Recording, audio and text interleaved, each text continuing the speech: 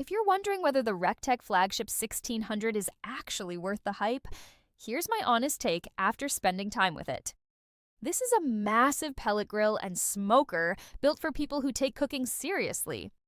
The 1600 square inches of cooking space is no joke. You can easily feed a crowd without feeling cramped. Build quality is solid too, with stainless steel that feels built to last. What stands out is the temperature control.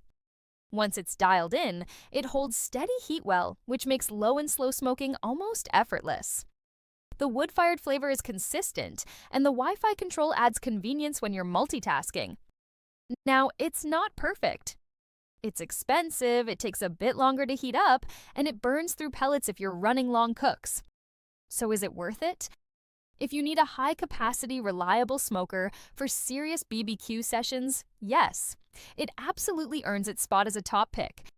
If you're casual, it might be overkill.